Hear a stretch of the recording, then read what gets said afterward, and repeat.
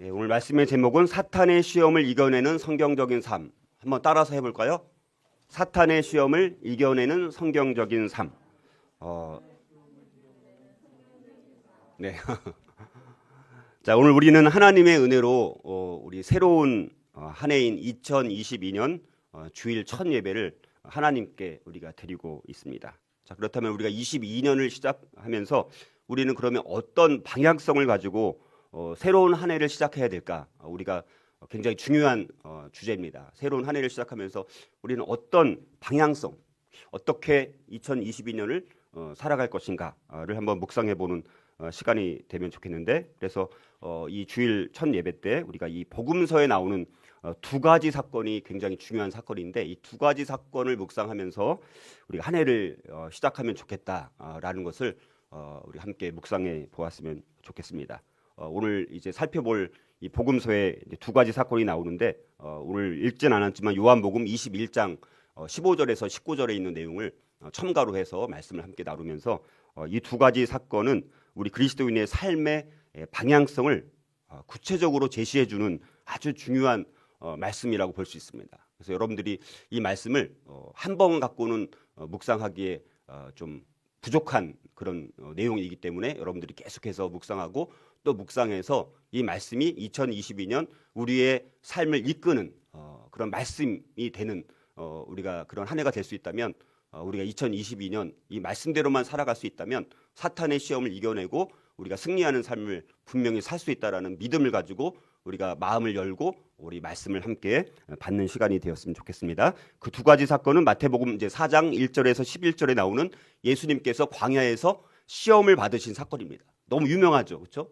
우리 신앙생활하면서 예수님이 40일 동안 금식하신 다음에 광야에 가서 이 그 사탄에게 시험을 받았다라는 내용 아마 다 아실 겁니다. 또 하나의 사건은 요한복음 21장 15절에서 19절에 나오는 건데, 예수님께서 베드로를 목자로 부르신 사건이 있습니다. 그렇죠? 거기도 유명한, 이게 다 굉장히 우리 이 복음서에서 가장 유명한 사건 중에 하나가 바로 이 두 사건이라고 볼 수 있는데, 이 두 가지 사건이 우리 그리스도인들의 삶의 방향성을 아주 구체적으로 제시해 주고 있다라는 것입니다. 자, 근데 우리가 오늘 살펴볼 이 예수님이 받으신 이 시험, 이거는 우리가 창세기 앞에 보면 또 누가 시험을 받죠? 하와가 시험 받잖아요. 하와가 시험 받는 장면이랑 사실 굉장히 비슷합니다. 내용은 사실 똑같은 거예요. 그래서 이 세 가지 시험, 여기 이제 세 가지 시험이 나옵니다. 우리 창세기 앞에도 이 하와가 시험을 받으면서 세 가지 유혹을 받고, 예수님도 오늘 말씀에서 광야에서 금식하는 다음에 사탄으로부터 세 가지의 시험을 받는데, 이 세 가지의 시험은요 다 우리의 모든 죄의 출발점이기도 합니다. 우리 모든 죄의 출발점을 보면 예수님이 받은 이 시험, 그거로부터 우리 모든 죄가 출발이 되는 것을 보게 되어지고, 그 세 가지의 시험과 유혹이 바로 죄의 본성인 자기 중심성의 발원지라고 볼 수 있습니다. 참 우리 안에, 자기 본성 안에 우리 자기 중심성이 있습니다. 그런데 이 세 가지 유혹으로부터, 시험으로부터 그 자기 중심성이 나오게 되어 있다라는 것입니다. 그래서 믿음이 약해질 때, 특별히 우리가 막 믿음이 막 강력할 때는 그래도 시험을 이길 수 있습니다. 근데 믿음이 약해질 때 우리의 모든 가치관, 우리의 모든 생각들, 우리의 모든 행동들, 이 세 가지 죄의 유혹에 너무 쉽게 노출되어서 세 가지 유혹에 우리가 넘어갈 가능성이 너무나 많다는 겁니다. 믿음이 조금만 연약해지면요 바로 사탄은 공격합니다. 그러니까 틈을 열어주면 안 돼요. 틈만 조금만 열려 있으면요 거길 비집고 들어와서 그것이 우리를 완전히 망하게 만드는, 사탄은요 우리를 망하게 하는데 전문가입니다. 그래서 우리가 이 영적 원리를 정확하게 깨닫지 않고 있으면 사탄이 우리를 시험하는 유혹 가운데 그냥 넘어가게 되어 있습니다. 대부분은 그렇게 유혹에 넘어가서 우리가 살아갈 수밖에 없다는 것입니다. 자, 사탄은 하와에게 했던 똑같은 방법으로 예수님을 시험하고 있다는 거예요. 그것은 왜 그렇습니까? 예수님이 제2의 아담이기 때문에 첫 아담에게 했던 그 시험과 유혹을 예수님에게도 동일하게 유혹을 하고 있다는 겁니다. 그것은 다시 말해서 저와 여러분들에도 이 하와에게 유혹했던 그 세 가지 죄의 유혹과 또 예수님에게 했던 세 가지 죄의 유혹이 저와 여러분들에게 날마다 매 순간 우리를 유혹한다라는 사실입니다. 이것을 우리가 알지 못하면요 그냥 다 노출되어 있습니다. 그래서 사탄이 시키는 대로 거꾸로 쫓아가게 돼 있어요. 자기는 그렇지 않다고 생각하는데도. 우리가 그래서 굉장히 중요한 거예요. 자, 그래서 예수님은 인류를 구원하기 위해서 특별히 이제 공생의 사역을 하기 바로 앞서서 유대 광야에서 무려 40일 동안 금식을 하십니다. 여러분들 40일 동안 금식한다라는 것이 말이 그렇지 금식하고 사망하신 분들도 많아요. 목사님들 중에서도요 40일 동안 금식을 하고 목숨을 잃는 경우가 있습니다. 참 안타깝죠. 전 그건 안타까워요. 그래서 사실은 40일 동안 금식했다라는 것은 예수님의 영적인 충만함이 사실 극대화 되었을 때, 그리고 어떨 때는 우리가 빈틈을 열 때도 그렇지만 우리가 어떤 영적으로 충만하고 영적으로 굉장히 풍성해져 있을 때 그때도 또 위험합니다. 예수님이 바로 그런 경우죠.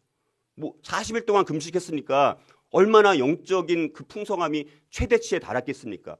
바로 그때 바로 이 마귀가 세 가지 유혹을 예수님에게 했던 것을 보고 또 하나님께서는 그것을 또 허락을 해 주셨습니다. 그래서 이 세 가지 유혹, 그래서 이 사탄의 시험을 이겨내는 그러면 성경적인 삶을 살려면 우리가 어떻게 해야 될지 오늘 세 가지 원리를 좀 살펴볼 텐데 굉장히 우리가 좀 깊이 있게 묵상해야 되는 내용입니다. 우리가 귀를 활짝 열고 마음의 눈을 활짝 열고 이 말씀에 정말 집중해서 2022년도 저와 여러분들 모두가 이 사탄의 시험을 정말 이겨내고 승리하는 삶을 살아갈 수 있기를 주님의 이름으로 축복합니다.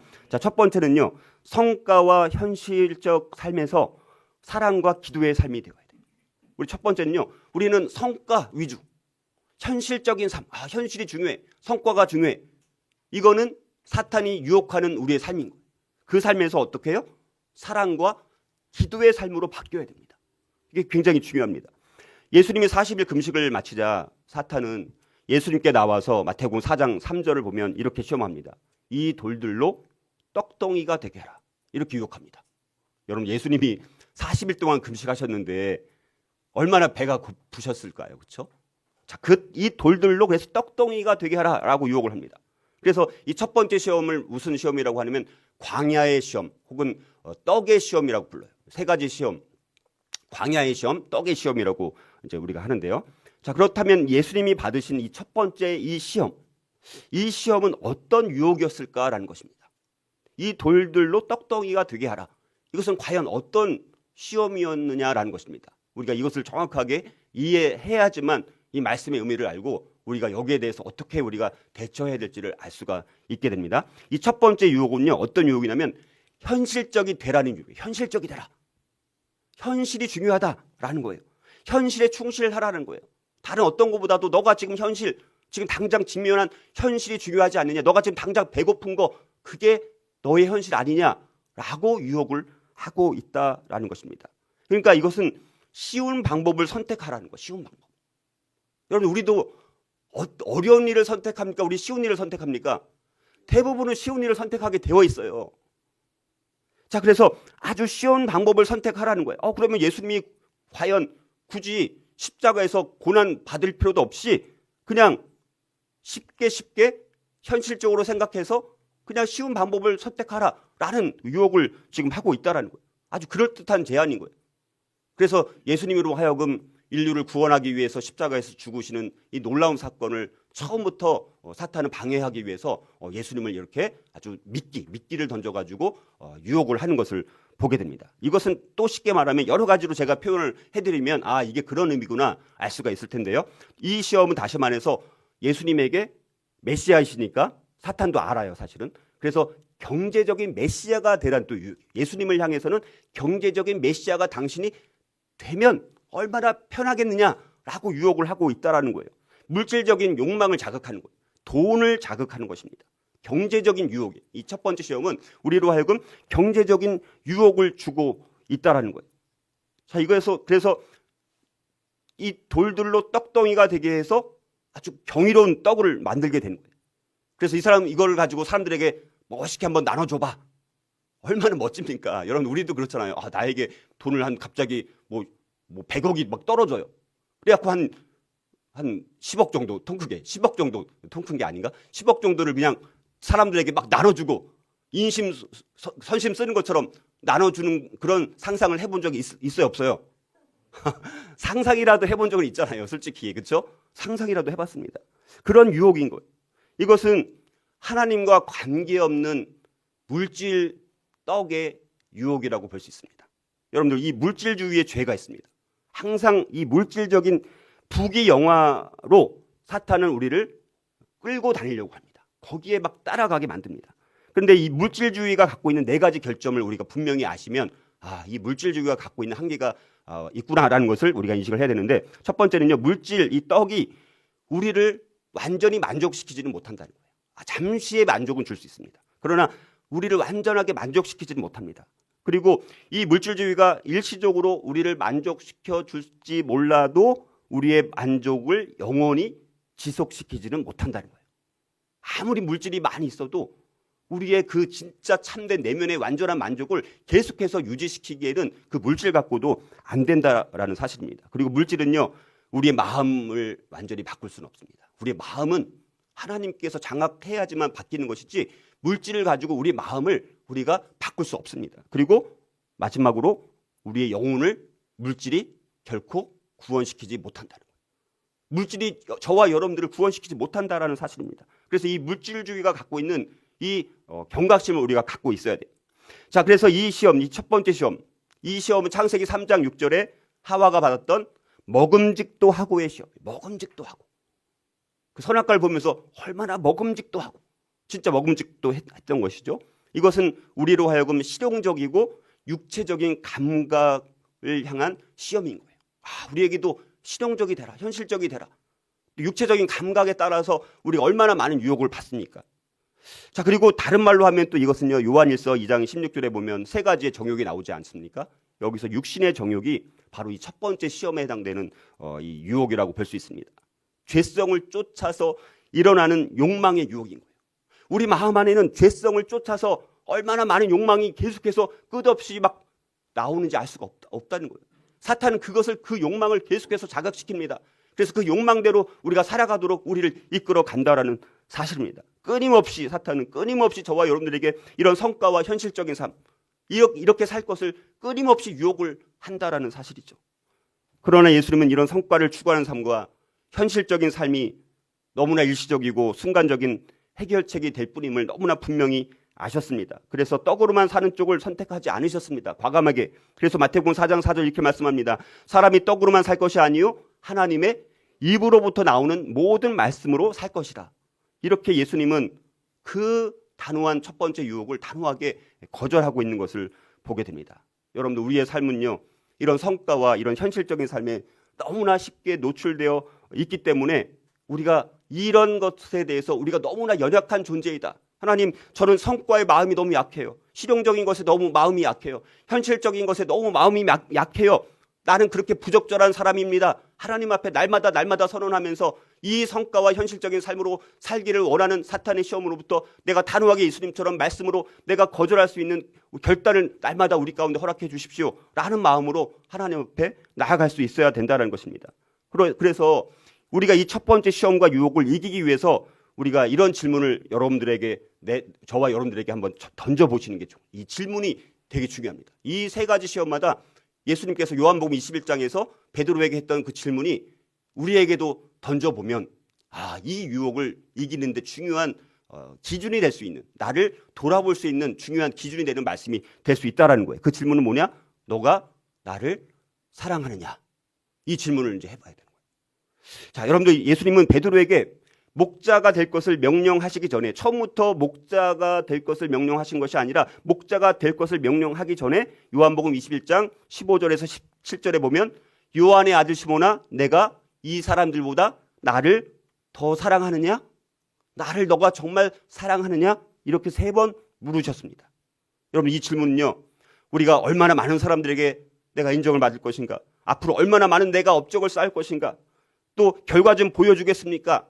그렇게 질문하는 그런 질문이 아니죠. 이 질문은 예수 그리스도와 당신은 사랑을 깊이 있게 나누고 있습니까? 이 질문이에요. 저와 여러분을 예수님으로 하여금 성육신하신 그 육신의 마음을 가지신 하나님, 그 하나님의 마음을 아는 사람이 되는 것이 굉장히 중요합니다. 여러분, 하나님의 사랑은 어떤 사랑일까요? 최상의 사랑입니다. 하나님의 사랑은요, 우리 인간이 나눌 수 있는 그 사랑, 그 어떤 사랑과 비교할 수 없는 최상의 사랑입니다. 그 하나님의 사랑을 요약하면 두 가지죠. 하나는 무조건적인 사랑입니다. 무조건적인 사랑. 또 하나는 무제한적인 사랑이에요. 조건이 없습니다. 제한이 없어요. 한이 없어요. 그래서 요한 1서 4장 19절 이렇게 말씀합니다. 우리가 사랑하면 그가 먼저 우리를 사랑하셨습니다. 저와 여러분들에게 하나님이 저와 여러분들을 사랑할 만한 어떤 것이 과연 있을까요? 구원받기 이전에 우리는 하나님이 보실 때 사실은 우리 인간인 내가 나를 보더라도 과연 내가 하나님이라면 나 같은 존재를 내가 과연 하나님 사랑할 수 있을까? 그런 마음을 가지면요, 사실 없습니다. 그런데 아무것도 없는데 무조건적으로, 무제한적으로 그가 먼저 우리를 사랑하셨다라고 말씀을 하고 있습니다. 그런데 여러분, 우리들의 잘못된 사랑은 어떻습니까? 우리들의 사랑은요, 잘못된 사랑이죠. 의심과 좌절과 분노와 원망을 남기는 사랑입니다. 우리의 사랑은요, 조건적입니다. 매우 제한적이에요. 그래서 항상 의심을 남기고 좌절을 남기고 분노를 남기고 원망을 남기게 되어 있습니다. 아무리 우리가 부모이든 스승이든 배우자이든 친구들로부터 우리가 인정을 받으려고 하고 애정을 받으려고 하고 연민을 받으려고 하고 격려와 지원을 받으려고 하지 않습니까? 이거는요, 너무나 조건적인 사랑이에요. 너무나 제한적인 사랑인 것을 보게 됩니다. 그래서 이 잘못된 사랑 이면에는 항상 뭐가 있냐면 거절이 있어요. 거절이 도사리고 있습니다. 후퇴가 도사리고 있어요. 아니면 벌을 줘서 막 강압적으로 사랑하게 만들려고 하는 시도가 있잖아요. 공갈 협박을 동원해서 사랑하게 만들려고 하고, 폭력을 동원해서 사랑을 만들려고 하기도 하고, 증오심을 동원해서 사랑을 만들기도 한다는 굉장히 위험한 우리의 사랑에는 이 위험성이 너무나 많다라는 사실입니다. 여러분들, 예수님의 마음은 어떤 마음입니까? 요한복음 7장 37절에 보면 누구든지 목마르거든 내게로 와서 마시라. 누구든지 거지 같은 사람일지라도, 죄가 많은 사람일지라도, 흠이 많은 사람일지라도, 더러운 사람일지라도, 추한 사람일지라도 누구든지 목마르거든 너네들 목마르면 나에게 와. 그럼 내가 너희를 실컷 마시게 줄 테니까. 그런 사랑입니다. 마태복음 11장 28절 29절 수고하고 무거운 짐진 자들아 다 내게로 오라. 내가 너희를 쉬게 하리라. 나는 마음이 온유하고 겸손하니 나의 멍에를 메고 내게 배우라. 그리하면 너희 마음이 쉼을 얻으리니. 누구든지 목마르고 누구든지 갈급하고 누구든지 갈망함이 있으면 나에게로 와. 무거운 짐 다 내려놓고 나에게 오면 내가 그 짐을 다 내려놓고 너와 함께 하고, 그리고 나와 교제하면서 나의 온유와 나의 겸손을 따라 배우면, 그대로 살면 너희 삶 가운데 진짜 쉼이 있을 거야. 안식이 있을 거야. 라고 우리에게 말씀하는 그런 마음이에요. 주님의 마음. 예수님의 이런 마음으로부터 그 사랑의 마음을 가지고 베드로에게 이야기를 하는 것입니다. 너가 나를 사랑하느냐? 너가 정말 나를 사랑하느냐라고 이야기를 하고 있습니다. 우리가 예수님의 이런 마음을 안다.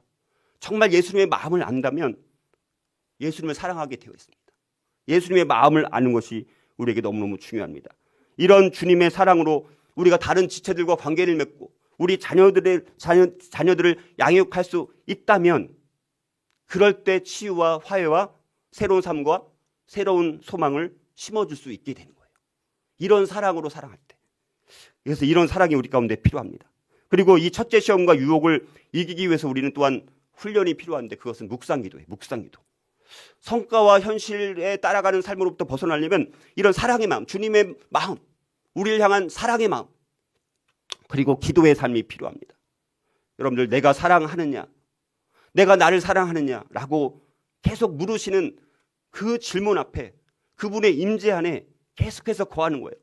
내가 나를 사랑하느냐 계속 물으심에 대해서 민망할 만큼, 그러면 진짜 우리 마음의 고백으로부터 내가 주를 사랑하시는 줄 주님이 아시나이다 라고 고백할 때까지 내가 나를 사랑하느냐, 이걸 계속해서 우리가 그걸 어떻게, 그런 현실성에 대한 관심으로부터 기도하는 삶, 묵상하는 삶, 이것이 될 때 우리가 가능하다라는 거예요. 근데 우리는 어떻습니까?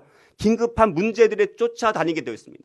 당장 지금 직면한 문제들, 거기에 계속해서 쫓아다니고 하나님의 마음이나 내 자신의 마음이 어떠한지 너무나 무감각해 있는 나의 모습을 우리가 본다는 거예요. 그거를 극복하려면 어떻게 돼요?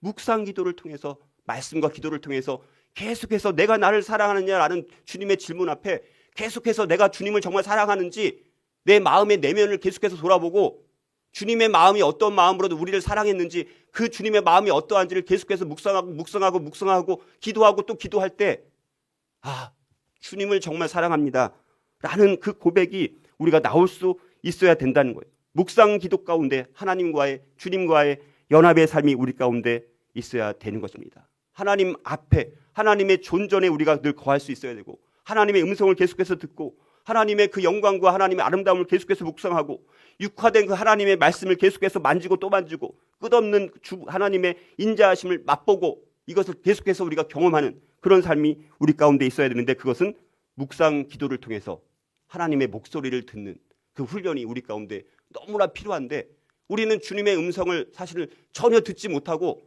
사실은 거의 대부분은 내 뜻대로 내 마음에 나오는 그 소리에 따라서 그 문성에 따라서 내 뜻대로 살아가는 시간이 얼마나 많이 있습니까? 그러다 보니까 뭘 추구하게 돼 있어요? 성과를 추구하게 되어 있고 현실적인 삶을 추구하게 되어 있습니다. 그런데 우리가 주님의 사랑에 대해서 다시 한번 묵상하고 또 우리가 묵상의 기도의 시간을 통해서 주님과 교제하면서 계속해서 나를 돌아보면 성과와 현실적인 삶에서 우리가 이런 사랑과 기도의 삶으로 우리가 바뀔 수 있다는 것입니다. 그래서 오늘 우리의 삶을 통해서 2022년도 하나님 내가 정말 분주한 대로 내 마음을 빼앗겨서 사탄의 그 시험에 넘어가서 계속해서 성과를 따라 살아가는 삶이 되고 현실적인 삶이 되는 그런 삶이 아니라 과감하게 주님의 사랑에 대해서 계속해서 묵상하고 또 묵상 기도하는 삶을 통해서 주님과 교제하면서 주님 존전에 거하면서 주님의 음성을 듣는 것을 통해서 주님과의 사랑의 관계를 계속해서 확인하면서 주님의 음성을 따라서 우리가 살아가는 삶, 그것이 우리가 사탄의 시험을 이길 수 있는 첫 번째 비결이 되는 것을 우리가 다시 한번 돌아보면서 저와 여러분들의 삶이 2022년 가운데 성과와 현실적인 삶으로부터 이런 사랑과 기도의 삶으로 우리가 나아갈 수 있기를 주님의 이름으로 축복합니다. 자, 사탄이 또한 시험을 이겨내는 성경적인 삶을 살려면 또 어떻게 해야 할까요? 두 번째는요, 명성과 자만의 삶에서 목양과 섬김의 삶이 되어야 돼요. 명성과 자만을 쫓는 삶에서 목양하는 삶과 섬김의 그런 삶이 될 때 사탄의 시험을 우리는 이겨낼 수 있다는 사실입니다. 예수님의 두 번째 유혹 6절에 보니까 거룩한 성으로 데려다가 성전 꼭대기에 세우고 뛰어내리라라는 시험입니다. 성전 꼭대기에서 한번 뛰어내려 보아라. 그러면 천사들이 손으로 너를 붙들어서 내 발이 돌에 부딪히지 않게 해줄 것이다 라는 두 번째 유혹을 주고 있습니다. 이 두 번째 시험은요, 그래서 거룩한 성전의 시험이에요. 거룩한 성전의 시험. 자, 그렇다면 이 두 번째 시험, 이 두 번째 유혹은 어떤 유혹일까라는 것입니다. 이 두 번째 유혹은요, 저와 여러분들에게 유혹하는 거예요. 멋있게 보이라. 멋있게 보이고 싶어요? 안 보이고 싶어요? 누군가에게 어떻게 보이고 싶습니까? 멋있게 보이고 싶잖아요. 솔직히 말씀해 보세요. 저만 그런 게 아니라 멋있게 보이라는 유혹입니다. 이거는 사탄이 예수님에게 메시아로서 어떤 유혹이냐? 신비한 메시아가 당신이 돼봐. 이런 유혹이라는 겁니다. 굉장한 기적을 행해서 많은 추종자들을 한번 확보해보라. 그런 유혹인 거예요. 여러분들, 저와 여러분들에게도 내가 어떤 큰 어떤 기적을 행하거나 어떤 것이 있어가지고 나를 추종하는 사람들이 많으면 많은 유혹을 우리가 갖고 있습니까? 안 갖고 있습니까? 나를 따르는 추종자들이 많으면 좋잖아요. 솔직히 인간적으로 얼마나 기쁩니까? 저도 예를 들어서 제가 기독교 세계관을 강의하거나 할 때 이거를 추종하는 사람들이 많으면 기분이 좋아요, 안 좋아요? 기분이 좋아져요. 저도요. 인간적으로 어쩔 수 없습니다. 그런 추종자들을 확보하라는 거예요. 그래서 이 유혹대로 만약에 유대인의 삶의 중심인 이 예루살렘 성전 꼭대기에서 예수님께서 뛰어내린다면 예수님은 정말 얼마든지 큰 집단의 지지자들과 함께 처음부터 많은 무리들과 함께 자기의 사역을 아주 멋지게 시작할 수 있는 절호의 기회 아닙니까? 그렇죠? 신비한 메시아, 유대인들이 그렇게 바라는 신비한 메시아가 당신이 한번 돼봐라. 얼마나 멋진 유혹입니까?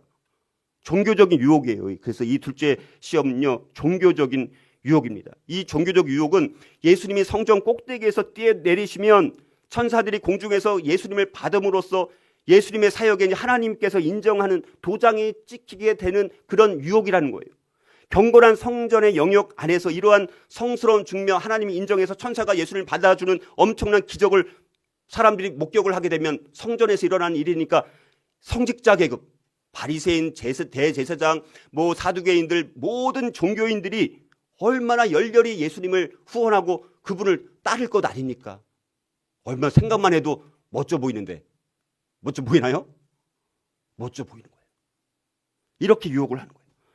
대단한, 아주 굉장한 많은 사람들의 열렬한 환호를 안겨다 줄 수 있는 그런 유혹이 두 번째 유혹이라는 것을 우리가 잘 기억을 해야 되는 것이고, 이 유혹은 성전 꼭대기에서 뛰어내려서 유명해지라, 너의 명예를 높여봐, 너의 그 명성을 한번 최대한 높여봐, 우리로 하여금 자만케 하는 시험이고, 여러분들 우리가 갑자기 어떤 큰 성과를 내요, 큰 돈을 벌어요, 큰 업적을 남깁니다, 내가 어떤 큰 기적을 행해, 얼마나 우리가 자만케 되는지 알 수가 없습니다. 순간입니다. 순간. 누구도 보장이 안 돼요. 저도 보장이 절대 안 됩니다. 만약에 이런 환경이 나한테 주어지면 내가 과연 겸손해질 수 있을까? 라고 물어보면요, 저도 솔직히 자신이 없습니다.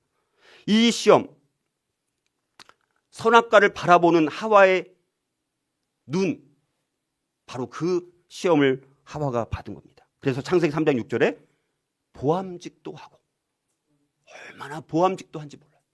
너무 보기에 너무 심이 좋은 겁니다. 그래서 우리에게 심미적이고 이 감정적인 감각을 이렇게 발동하게 만드는 그런 유혹이라고 볼 수가 있고, 그래서 이것을 요한일서 2장 16절에서 뭐라고 말합니까? 안목의 정욕, 안목의 정욕. 목욕하는 밧세바를 내려다보는 다윗의 눈, 바로 안목의 정욕의 시험이라고 볼 수 있습니다. 자, 그래서 여러분들 우리의 심미적이고 이런 감정적인 시각, 눈에 보이는 것을 따라가는 이런 감각, 이런 시각은요, 우리의 상상력을 극대화시킵니다. 되게 무서운 거예요. 하나를 봤습니다, 안목의 정욕으로. 근데 그것은요, 우리의 상상력을 극대화시켜가지고 우리의 뇌신경에 자극적으로 전달을 해가지고 자극도가 점점 강력해지면서 상상의 나래를 펴고 본 것 이상의 더 좋지 않은 것을 더 보게 되는 그런 자극도가 높은 것이 이 안목의 정욕입니다. 무서운 거예요. 그러니까 여기에 틈을 열면 안 됩니다. 그래서 이것은 스타의식을 조종하는 거, 스타의식. 개인주의적인 영웅주의, 스타의식을 발동하게 만들고 개인주의적인 영웅주의를 따라가게 만드는 겁니다. 저와 여러분들도 이런 스타의식이 있지 않습니까? 내가 교회에서도, 이런 말 하면 될지 모르겠지만, 내가 어떤 큰 일을 교회에서 내가 열심히 봉사를 하거나 어떤 것을 합니다. 내 안에 스타의식이 생깁니다. 내 안에 영웅주의적인 마음이 생기게 되어 있어요. 이거를 조심해야 되는 거예요. 겸손하게 늘 해야 돼요. 그래서 보이지 않게 우리가 섬기는 것이 진짜 섬기는 거예요. 내가 혼자서 어떤 일을 감당을 함으로 인해서 나를 돋보이게 만들려고 하는 그 유혹이 우리 가운데도 얼마든지 있다라는 경각심을 얼마든지 우리가 가져야 된다라는 것입니다. 예수님은 그러나 멋있게 보이라라는, 쉽게 말하면 스턴트맨이 되기를 예수님께서는 거부하셨다는 거예요. 그래서 마태복음 4장 7절 이렇게 말씀합니다. 주 너의 하나님을 시험하지 말라. 주 너의 하나님을 시험하지 말라. 그 유혹을 꿰뚫어 보셨습니다. 그리고 제도화된 이 종교에 예수님께서는 맞서는 삶을 사셨습니다. 인간을 괴롭히고 억압하는 모든 악한 세력들에 맞서서 예수님은 사실 그 악한 자들과 계속해서 맞서서 싸우는 삶을 예수님 공생애 동안 계속해서 그런 삶을 사셨던 것을 보게 됩니다. 예수님은 스스로가 어떤 분입니까? 마음 안에 성전보다 더 큰 이 아닙니까? 그렇죠? 성전, 예루살렘에 있는 그 성전을 사람들이 그렇게 환호하고 눈으로 보이는 화려한 것에 마음을 빼앗기는, 그렇지만 예수님은 그 성전보다 더 큰 이라고 말씀하시지 않습니까? 그걸 아셨기 때문에 그런 것들에 대해서 흔들리지 않았던 것을 보게 됩니다. 자, 이런 유혹 가운데 우리가 이기려면 우리는요, 다 이런 과제를 주님으로부터 숙제를 받아야 돼요. 숙제. 어떤 숙제냐? 내 양을 먹이라 라는 숙제. 저와 여러분들이 내 양을 먹이라, 이 과제를 받는 삶이 이런 멋지게 보이라는 유혹을 이길 수 있는 비결은 내 양을 먹이라라는 과제를 저와 여러분들이 받는 것입니다. 예수님은 베드로에게 3번 내가 나를 사랑하느냐라고 물으신 다음에 요한복음 21장 15절 17절에 보면 내 어린 양을 먹이라, 내 양을 치라, 내 양을 먹이라 3번 말씀하셨습니다.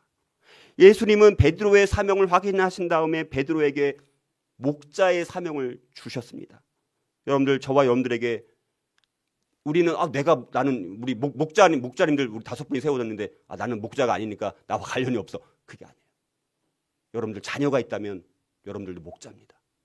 내가 누군가 함께 교제하고 섬기고 있다라면 여러분들 목자예요. 목자로 임명받지 않았을지라도 구원받은 성도들은 기본적으로 제가 봤을 때 다 목자로 부르심을 받은 사람들입니다. 여러분들 다 저와 여러분들에게는 목양의 사명이 주어졌습니다. 목양, 근데 이 목양이라는 거 뭡니까? 저만 목양하는 게 아니에요.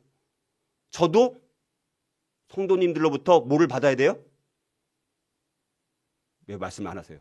목양을 받아야 돼요. 제가 훌륭한 목자입니까? 똑같아요, 사실은. 저도 목양을 하면서도 상호 목양을 하고 상호 목양을 받는 공동체적이고 상호 보완적인 이 목양의 관계가 될 때 그 공동체가 정말 건강한 공동체가 될 수 있다는 거예요. 그래서 예수님도 12제자를 둘씩 짝지어서 보내시지 않았습니까? 혼자서 보내시지 않았다라는 거예요. 우리는 그런데 자꾸 둘씩 짝을 보내서 보내받았다는 사실을 계속해서 잊어버리고 둘씩 짝을 지은 것이 아니라 혼자서 계속해서 사역을 하려고 하는 경향성이 우리 가운데 있다라는 것입니다. 혼자서 다른 사람에게 우리는 복음을 전하는 것은 한계가 있습니다. 공동체 단위로 함께 복음을 전하도록 부르심을 받은 것입니다. 우리 교회 공동체는 그래서 공동 목양이고 공동 양육인 거예요. 내 자녀만 내가 양육하는 게 아닙니다. 내 목장 식구들만 양육하는 게 아니에요. 서로가 공동 목양하는 거예요. 서로가 공동 양육을 하는 거예요. 저도 많이 배워요.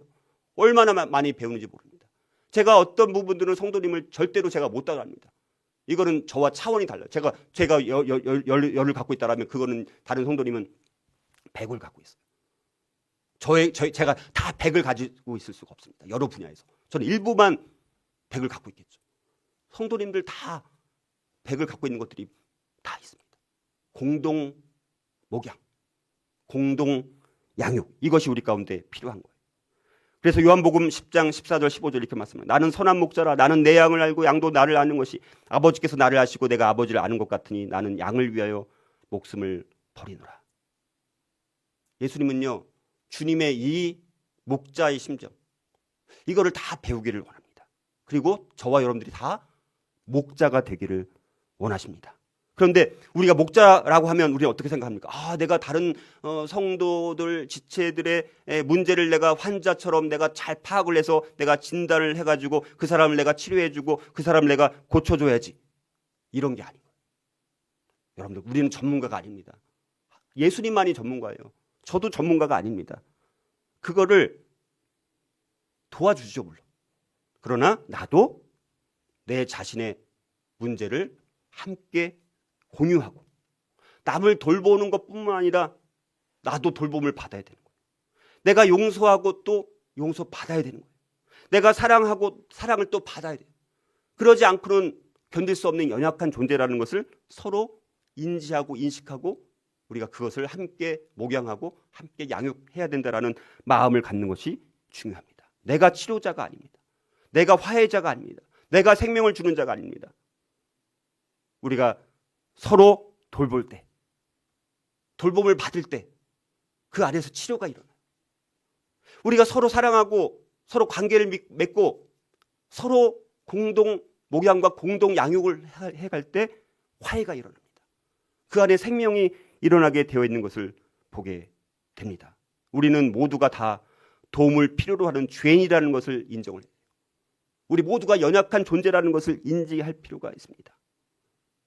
우리 하나님께서 저와 여러분들을 서로 그렇게 섬기도록 우리를 부르셨다는 것을 돌아보면서 우리가 함께 목양하는 관계가 되어야 되고 또 우리가 이 둘째 시험의 유혹을 이기기 위해서는 서로가 고백과 용서가 필요합니다. 이게 굉장히 참 안 돼요. 이게 너무 힘든 거예요. 고백. 나도 죄인입니다. 내가 지난주 이런 죄를 저질렀어요. 서로를 향해서 그런 거를 실질적으로 고백하고 용서를 구하는 이 형태가 사실은 교회인 거예요. 사실은 교회라는 것은요, 우리의 죄를 고백하는 거예요. 그리고 서로 용서를 구하는 거예요. 이게 굉장히 우리 가운데 필요한 것입니다. 근데 우리는 형식적인 영성화, 세상 정욕, 이것 가운데 우리가 끌려다니는데 진정한 성육신의 삶이 필요한 거예요. 진정한 성육신의 삶. 예수님께서 하나님이신 분이 인간의 몸으로 낮아진 모습으로 오시지 않았습니까? 우리도 그렇게 예수님처럼 성육신의 삶을 살아야 돼요.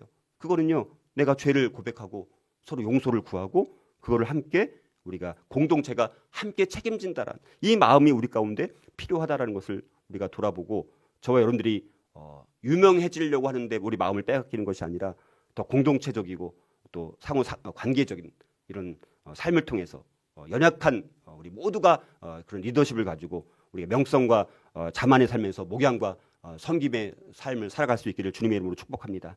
우리 마지막으로 사탄의 시험을 이겨내는 성경적인 삶을 살면 또 어떻게 해야 될까요? 셋째는요, 힘과 지배력의 삶에서 무력과 겸손의 삶이 돼요. 힘과 지배력, 무력, 이건 뭐 무기, 이게 아니라 힘이 없는 거, 무력.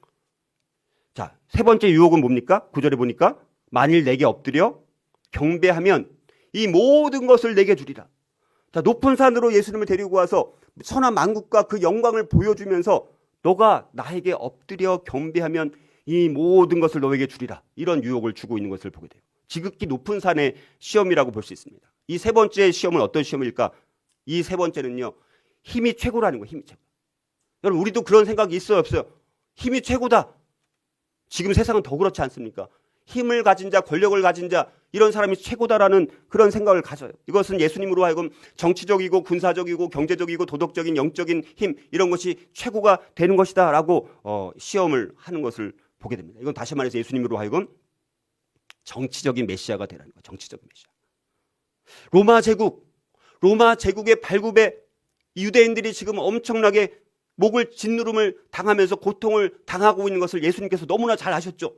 제가 만약에 예수님이라면 정치적인 메시아가 돼서 지금 유대인들이 로마 제국의 이 발굽 아래서 지금 핍박과 고통을 받는 거, 그걸 보고 마음이 아파가지고 내가 정치적인 메시아가 돼서 그들을 구원하려고 하는 그 충동이 나 가운데도 얼마든지 일어날 수 있다는 것을 우리가 날마다 경험하고 있지 않습니까? 이 세상 지금 돌아가는 것을 바라보면서 내가 정말 하나님이라면 내가 이놈의 이 나쁜 인간들 내가 담칼에 내가 다 심판하리라, 그런 마음을 우리 가운데 갖고 있다는 거예요. 정치적인 유혹이라는 거예요.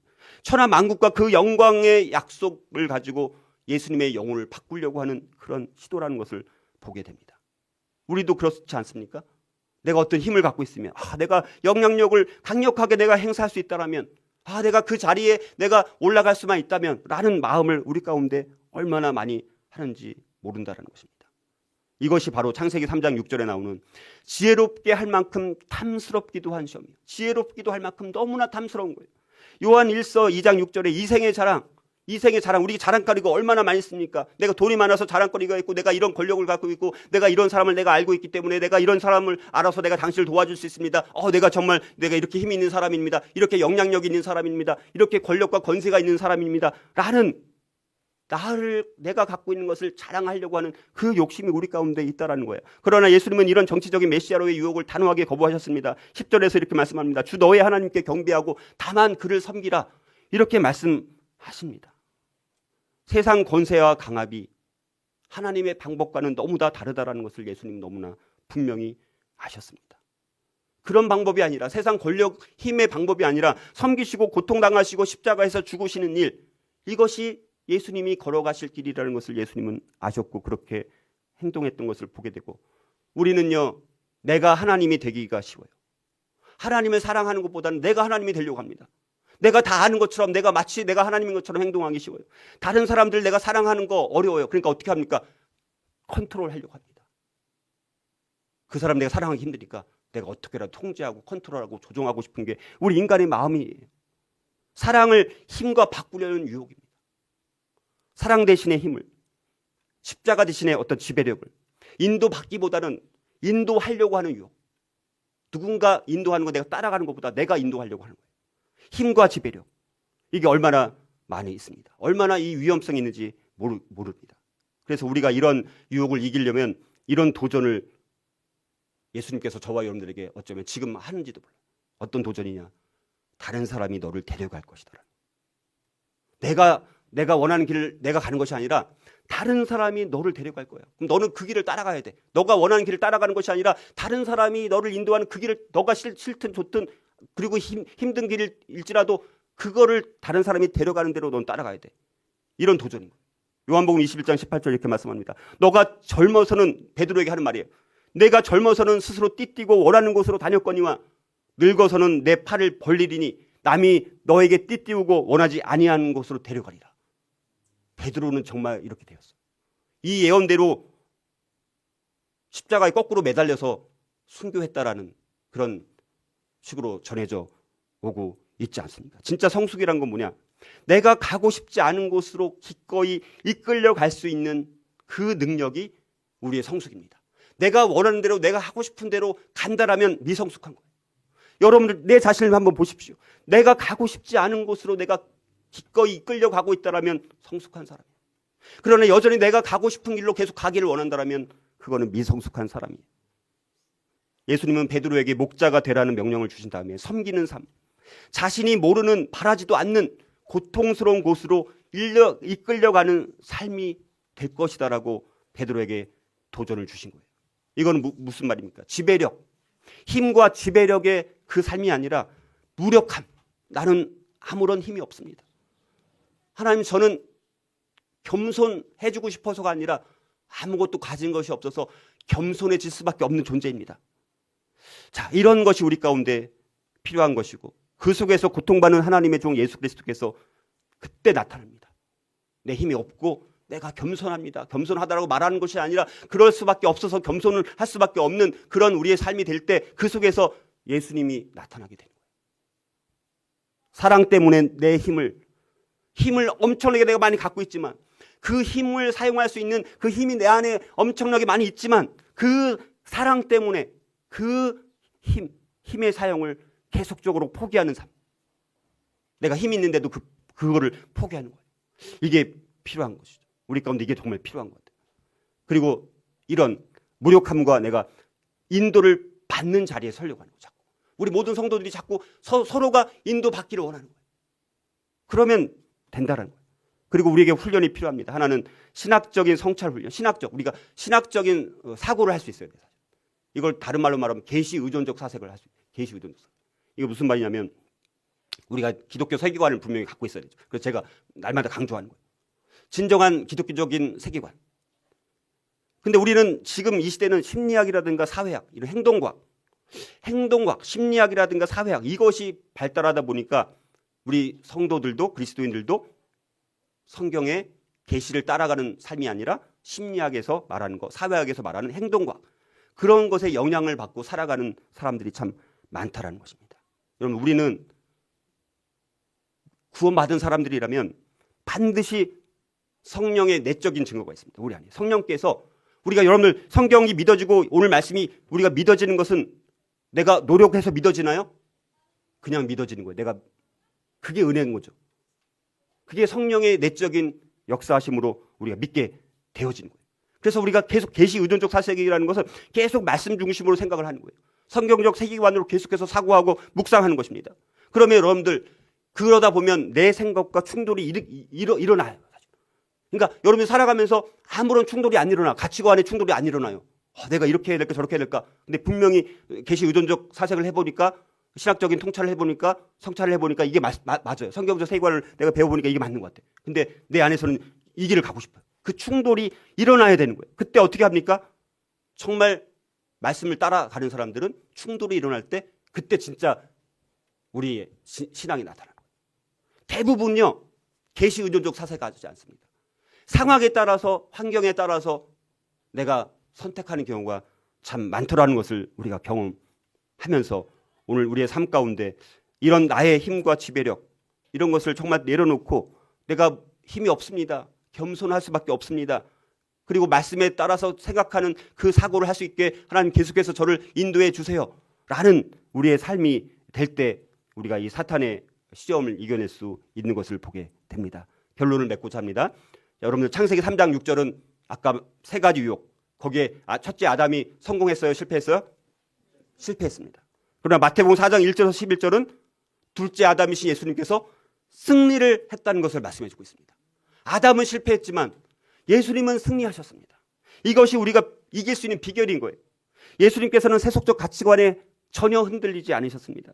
광야에서 이 세 가지 시험, 물질의 시험, 권력의 시험, 세속적 인기의 시험, 이거를 이겨내셨습니다. 어떻게 시험을 이기셨습니까? 두 가지 병기로 예수님께서는 그 사탄의 시험을 이겨내셨습니다. 그 이겨내셨을 때 결과가 뭡니까? 11절에 이에 마귀는 예수를 떠나고 천사들이 나와서 수종드니라. 어떻게 시험을 이겼습니까? 첫 번째 병기는 뭡니까? 하나님의 말씀입니다. 하나님 말씀. 여러분들 3번의 시험 받을 때마다 예수님께서는 4절에 보면 뭐라고 말씀합니까? 기록되었을 때. 7절에도 보니까 기록되었을 때. 10절에도 보면 기록되었을 때. 성경에 기록된 그 말씀에 따라서 움직이셨습니다. 자기의 생각, 자기의 욕심, 자기의 판단, 자기의 뜻 다 내려놓고 기록되었을 때 성경에서 어떻게 말씀하셨는지 그것만 보고 순종하셨던 것을 보게 되고, 두 번째 병기는 뭐냐? 성령입니다. 성령. 4장 1절 그때 예수께서 뭐에 이끌려? 성령에게 이끌려. 성령에게 이끌려. 내 마음에 내 욕심에 이끌리는 것이 아니라 성령님께 이끌리는 삶을 살았습니다. 여러분 성령님 얼마나 중요한 하나님이신지 몰라요. 근데 우리가 성령님을 잘 인지하지 못하고 성령님을 마치 하나님의 쫄개와 같은 그런 식으로 하찮게 여길 때가 참 많이 있는데, 우리가 성령의 지배를 받고 성령의 다스림을 받고 성령의 통치를 받고 성령의 이끌림을 받고 성령께서 이끄시는 대로 따라가는 삶, 그것만이 사탄의 시험을 이겨낼 수 있는 두 번째 병기라는 것을 말씀을 하고 있습니다. 우리가 오늘 이 두 가지 하나님의 말씀, 우리가 하나님의 말씀으로 사탄과의 시험을 이기게 해주십시오. 하나님의 영이신 성령에 이끌리는 삶을 통해서 사탄의 시험을 이기게 해주십시오. 마귀를 대적하라고 성경을 말씀합니다. 마귀를 대적해야 돼요. 마귀는 사탄은 끊임없이 저와 여러분들 공격합니다. 계속해서 우리를 유혹합니다. 우리가 오늘 이 두 가지 말씀을 가지고 우리가 2022년도 그리고 남은 인생 가운데 사탄의 시험과 유혹을 능히 이겨낼 수 있는 하나님의 말씀으로 성령의 이끌림으로 우리가 이겨내고 승리하는 삶을 살아갈 수 있기를 주님의 이름으로 축복합니다.